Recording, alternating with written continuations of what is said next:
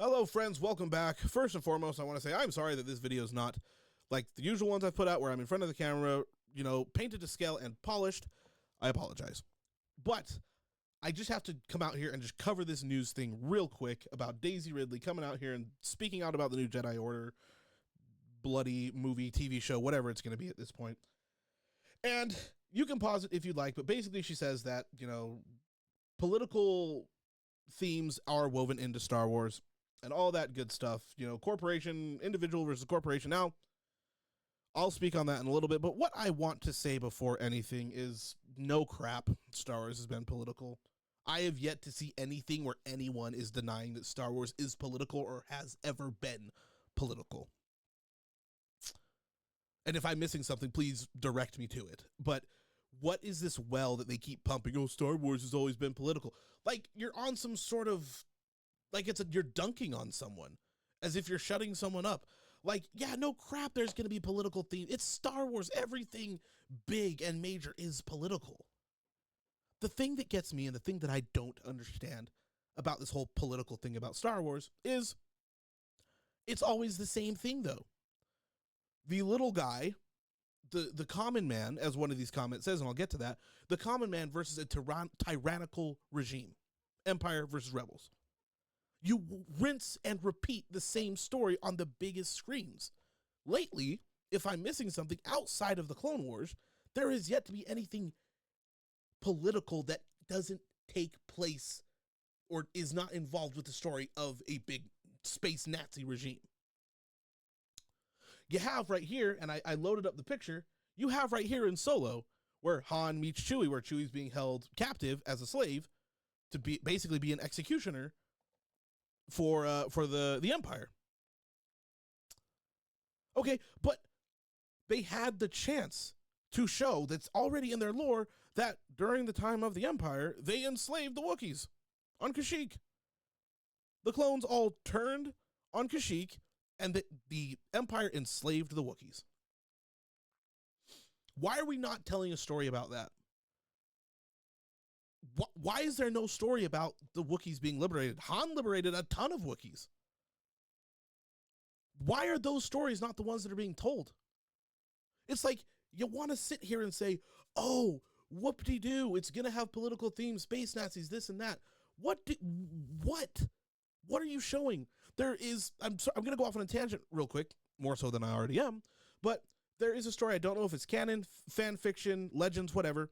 Long story short, there is a wannabe empire that's a smaller group, and they take over this town no bigger than Mos Eisley, right? They're kicking the people out, all the people who were there and helped build the settlements and whatnot. They were there. And this new group comes in, rips the kids out of the beds, the families out of the beds, as it is, they make them kneel, make them choose, are they going to serve them or not? And if they choose not to serve them, they, boom, public execution right then and there. Amongst them is a rogue Jedi, and this Jedi basically goes on a vigilante thing where he goes off, and in the night, as they're trying to rip the families out of whatever, he kills them, and long story short, gets a bunch of freedom fighters to go to war against this new tyrannical group, radical group, or whatever, and they take back their home. Why are these stories not the ones that are told? Why does it always only Nazis and they outnumber the little guy? Two, the next point I want to say is completely missing the point of individual versus a big corporation or a big group.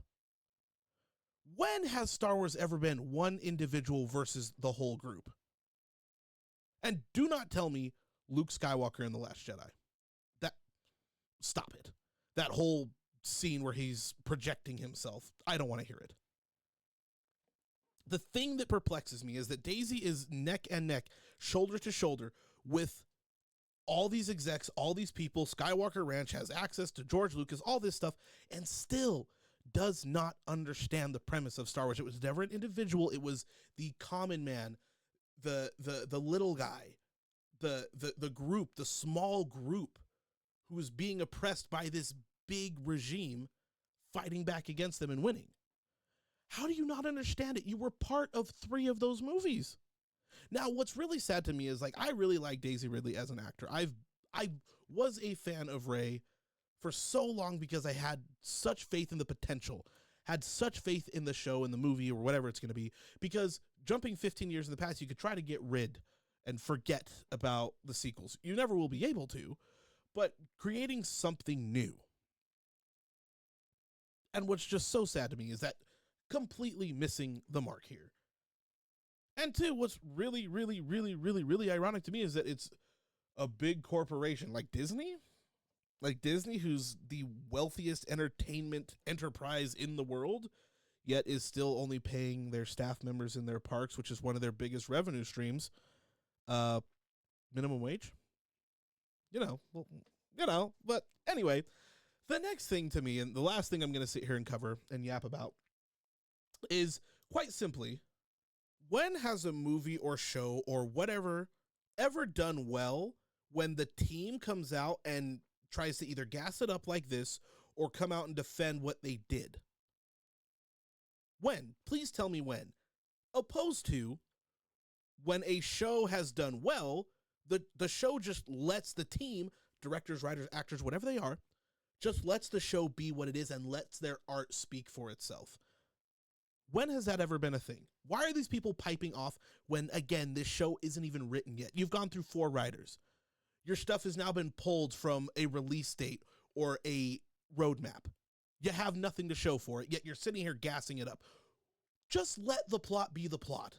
When the movie comes out and the credits, the scroll crawls, if that's even going to be a thing, let the story tell itself of the plot.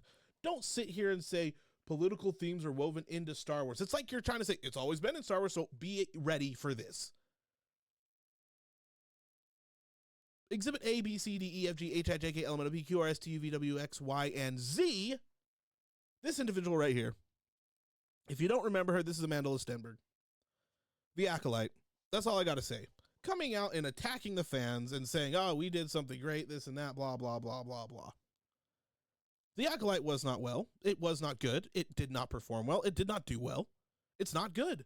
And she came out here trying to gas it up and say, we received backlash, hate, and vitriol, all that stuff. Not exactly the same thing as what's going on here, but that's where it's heading. Please do tell me, with everything that's happened post-Acolyte and pre-Acolyte, how they were hyping it up and saying what it's going to be about, trying to pad and to lessen the blow, to be like, hey, this is what it's going to be about. Be ready to see this. Don't be surprised. Please tell me down below or wherever. Check my links in the bio. When has anything like this ever gone over well? Ever? Let your art speak for itself. Promote it when you are doing interviews and it's done. It's dead on arrival. It's over. I'll see you in the next one, friends.